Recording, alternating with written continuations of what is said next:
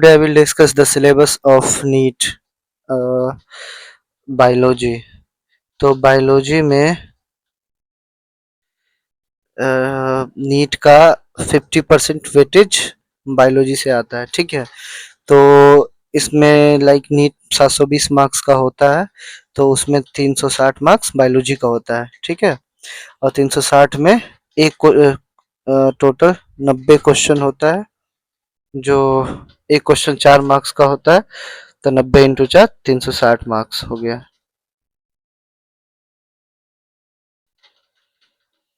अब तो इसके बाद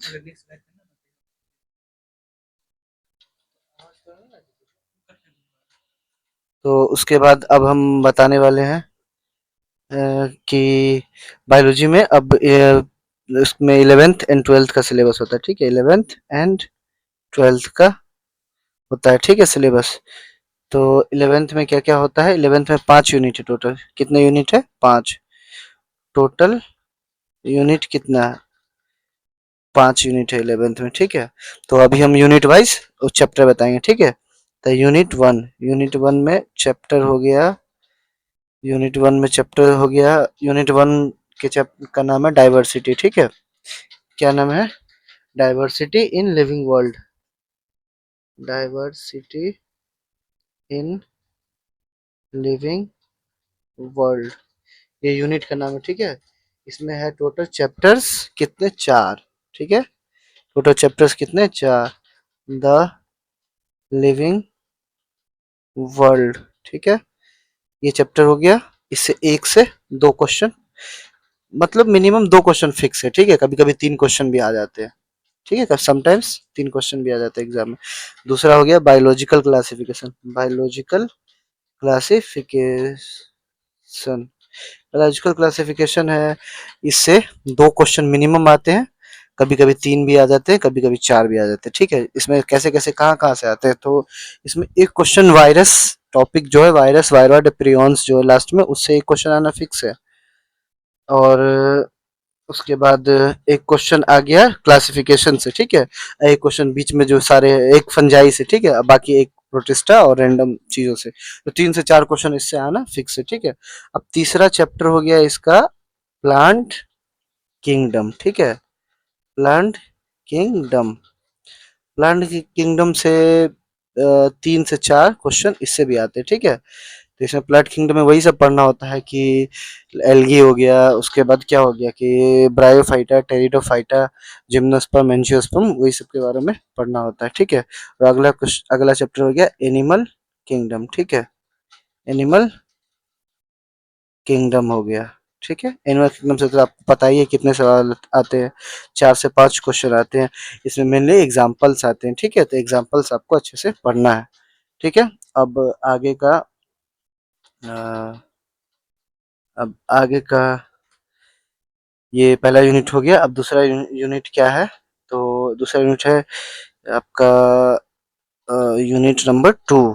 unit number two unit number 2 में क्या है? स्ट्रक्चरल ऑर्गेनाइजेशन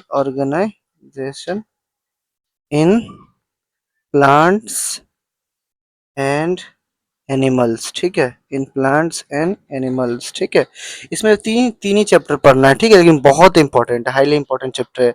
ये पूरे बायोलॉजी का बेस बनाता है। ठीक है, लाइक बायोलॉजी में कोई भी टिश्यू हो गया और वो कैसे कैसे फंक्शन करता है मिलके, प्लांट में या एनिमल में, इसी में पढ़ना होता है। एनाटॉमी उसका, मॉर्फोलॉजी किसी भी चीज का, प्लांट का, एनिमल का, एनाटॉमी मॉर्फोलॉजी सब इसी में पढ़ना होता है। तो पहला चैप्टर हो गया morphology of flowering flowering plant. ठीक है, पहला चैप्टर हो गया मॉर्फोलॉजी इन फ्लावरिंग प्लांट।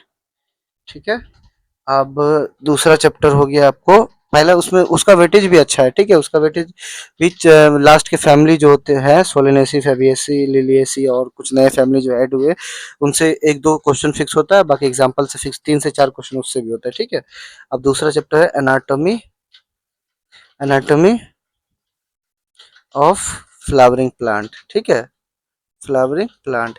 पहले क्या देखे कि मॉर्फोलॉजी में क्या होता है कि बाहर से जो प्लांट में दिखता है ना, उस उसके बारे में हम लोग उस चैप्टर में स्टडी करते हैं, ठीक है। और एनाटॉमी ऑफ फ्लावरिंग प्लांट में क्या है कि प्लांट के अंदर माइक्रोस्कोपिकली या फिर क्रॉस सेक्शन या उसके अंदर किस तरीके का स्ट्रक्चर्स है उसको पढ़ते हैं, ठीक है।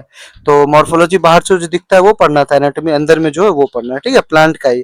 अब तीसरा आ गया एनिमल से रिलेटेड, ठीक है। तो एनिमल क्या एनाटॉमी मॉर्फोलॉजी भी तो पढ़ना जरूरी है। तो उसको क्या, उस चैप्टर का नाम क्या है, structural organisation, organisation of animal, ठीक है, या इन एनिमल। ये हो गया बेसिकली, इसको दूसरा नाम एनिमल टिश्यू भी कहते हैं, ठीक है, एनिमल टिश्यू। इस इससे 2 से 3 सवाल आते हैं, ठीक है। और ये इंपॉर्टेंट चैप्टर होता है ह्यूमन फिजियोलॉजी पढ़ने के पर्सपेक्टिव से, ठीक है। तो अब 2 यूनिट समझ गए।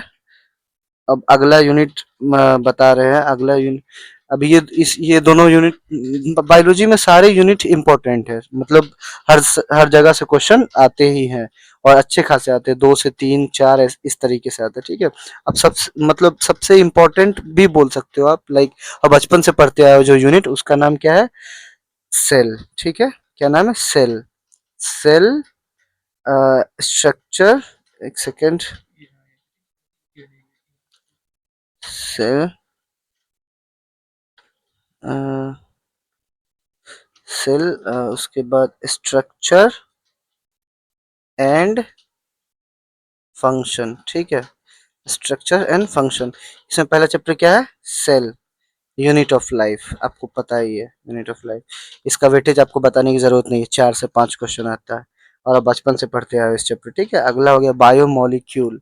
ये चैप्टर अपने आप में बहुत खास हो जाता है क्योंकि इसका रिलेशन 3 4 चैप्टरों में है, ठीक है। लाइक आप मॉलिक्यूलर बेसिस ऑफ इनहेरिटेंस पढ़ोगे 12th में, उसमें है। केमिस्ट्री में बायोमोलिक्यूलर 2 क्वेश्चन मिनिमम वहां से आते हैं, उसमें है। और खुद इस चैप्टर में है। और बहुत सारी चीजों में आगे चल के आप डॉक्टर बनोगे, उसमें बहुत इसका यूज है, ठीक है। तो ये अपने आप में बहुत 5 स्टार चैप्टर हो जाता है, ठीक है। हाँ, तो इसको नहीं कभी छोड़ना है। अगला सबसे easy chapter, cell cycle and cell division, ठीक है, सेल डिवीजन है, ठीक है। तो अब हम ये तीनों यूनिट, तीसरा यूनिट खत्म हो गया। अब यूनिट नंबर कितने में आएंगे, 4 में आएंगे। यूनिट नंबर यूनिट नंबर 4 में आएंगे, जिसमें आप प्लांट का, उससे इससे पहले यूनिट 2 में प्लांट का एनाटॉमी मॉर्फोलॉजी पढ़ लेते हैं, अब प्लांट का फिजियोलॉजी पढ़ेंगे। तो प्लांट में किस तरीके से सारे फंक्शंस होते हैं, ठीक है, उसी को फिजियोलॉजी बोलते हैं। और ये फिजियोलॉजी, तो इस यूनिट का नाम क्या हो गया, प्लांट फिजियोलॉजी। पहले इसमें 5 चैप्टर्स हुआ करते थे, ठीक है, पर अभी जो अपडेट आया है उसमें बहुत सारे चैप्टर्स डिलीट हो गए हैं, ठीक है। तो अभी इसमें 3 ही चैप्टर्स बच गए। तो पहला चैप्टर क्या है, फोटो सिंथेसिस, ठीक है। फोटोसिंथेसिस में पता है प्लांट कैसे फूड बनाता है, उसी के बारे में पढ़ना है, ठीक है। अब देखो, फूड हो गया, तो अब प्लांट रेस्पिरेशन, ठीक है, प्लांट में रेस्पिरेशन कैसे होता है वो पढ़ना है इसमें, ठीक है। अब तीसरा चैप्टर हो गया आपको PGR, plant growth and regulation, ठीक है। तो मतलब इसमें हार्मोन्स के बारे में, प्लांट में ऑक्सीजन जिबरेलिन जो आप पढ़े होंगे 9th 10th में, वो पढ़ना है, ठीक है।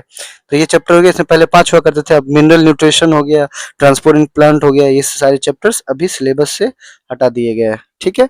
अब लास्ट और most important unit of class 11th is unit number 5, जिसका नाम है human physio physiology, human physiology, ठीक है। ये सबसे इंपॉर्टेंट चैप्टर है। इसमें भी पहले टोटल 7 चैप्टर्स आते थे, बट एक चैप्टर डिलीट कर दिया गया जिसका नाम है डाइजेशन एंड ऑब्जॉर्प्शन, जो बचपन से ही लोग पढ़ते हैं अच्छे से। तो अब दूसरा चैप्टर क्या होगा, डायरेक्ट ब्रीदिंग से शुरू हुआ, breathing and exchange, exchange, chapter number 1, ठीक है। इससे 2 3 सवाल आते हैं। दूसरा हो गया बॉडी फ्लूइड, जिसमें हार्ट के बारे में पढ़ना, एंड सर्कुलेशन, ठीक है। तीसरा चैप्टर हो गया वो किडनी वाला, हो गया एक्सक्रीशन वाला। तो इसको एनसीईआरटी में इसका नाम दिया हुआ है excretory products and it's elimination. इसमें सारे चैप्टर्स का ऑलमोस्ट वेटेज सेम है, सिर्फ बॉडी फ्लूइड का कभी कभी क्या होता है कि वो थोड़ा सा क्वेश्चंस 1 2 ज्यादा ज्यादा आ जाते हैं, बाकी वेटेज सबका सेम है और बहुत ही इंपॉर्टेंट चैप्टर्स है, ठीक है। चौथा हो गया आपका locomotion locomotion and movement, locomotion and movement. इसमें हड्डी के बारे में पढ़ना है, मसल्स के बारे में पढ़ना है, मसल्स कैसे वर्क करते हैं, अब बोन बॉडी में कितने हैं जॉइंट सब जो है, स्केलेटन सिस्टम का जो फिजियोलॉजी है उसके उसके बारे में पढ़ना। ठीक है, अब आ गया सबसे हार्ड चैप्टर जिसको लोग ऐसा बच्चे बोलते हैं बट उतना हार्ड नहीं है, जो कि न्यूरल कंट्रोल एंड कोऑर्डिनेशन। ठीक है, नर्व्स के बारे में पढ़ना, न्यूरॉन्स के बारे में पढ़ना। और लास्ट और most easiest chapter of human physiology is hormones वाले चैप्टर जिसका नाम है केमिकल कंट्रोल।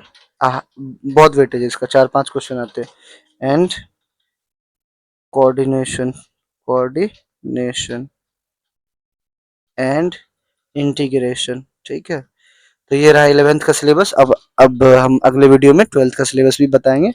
तो बहुत बहुत थैंक यू। और